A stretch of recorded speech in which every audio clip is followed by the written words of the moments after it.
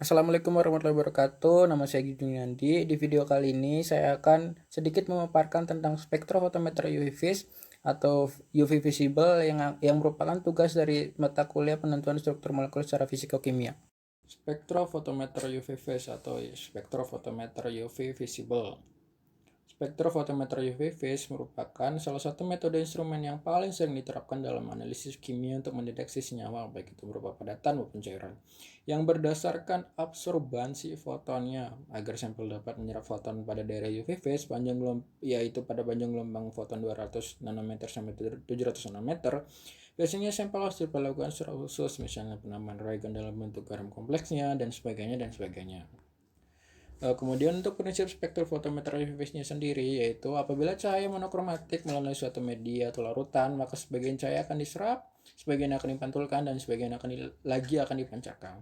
Aplikasi rumus dalam pengukuran kuantitatif dilaksanakan dengan cara komparatif menggunakan kurva kalibrasi dari hubungan konsentrasi deret larutan alat untuk analisa suatu unsur yang berkadar rendah baik secara kualitatif maupun kuantitatif. Pada penentuan secara kualitatif, berdasarkan puncak-puncak yang dihasilkan spektrum dari suatu unsur tertentu pada panjang gelombang tertentu, sedangkan penentuan secara kuantitatif berdasarkan nilai absorban yang dihasilkan dari spektrum dengan adanya senyawa pengkompleks suatu unsur yang dianalisa. Nah, habis itu kita masuk ke bagian-bagian spektrofotometer UV phase. Pada bagian-bagian spektrofotometer UV phase terdapat sumber cahaya polikromatis yang merupakan sumber energinya, kemudian terdapat slit atau pintu masuk, kemudian prisma yang berfungsi sebagai pendispersi atau menyebarkan cahaya, yang kemudian cahaya diteruskan ke sel sampel melalui slit atau pintu keluar, kemudian serapan cahaya pada sel sampel tersebut diteruskan pada detektor dan kemudian akan keluar readout-nya dalam bentuk absorbansi. Nah, untuk contoh aplikasi spektrofotometer UV sendiri, diambil dari jurnal yang berjudul suatu senyawa sesquiterpen dari ekstrak kloroform kulit batang tumbuhan Aglaia elaionoidea Jusoben, yang memang pada proses pengkarakterisasian atau pengidentifikasian senyawa sesquiterpen tersebut menggunakan metode spektrofotometri maksud saya, yang salah satunya adalah spektrofotometer UV phase itu sendiri. Nah, dari spektrum fotometer UV phase yang ditampilkan ini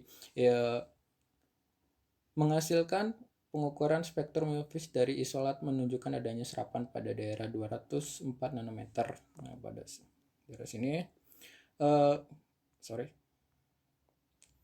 data ini memberikan informasi bahwa isolat mengandung senyawa yang tidak memiliki ikatan rangkap terkonjugasi. Karena ikatan rangkap terkonjugasi memiliki panjang gelombang maksimum di atas 215 nanometer.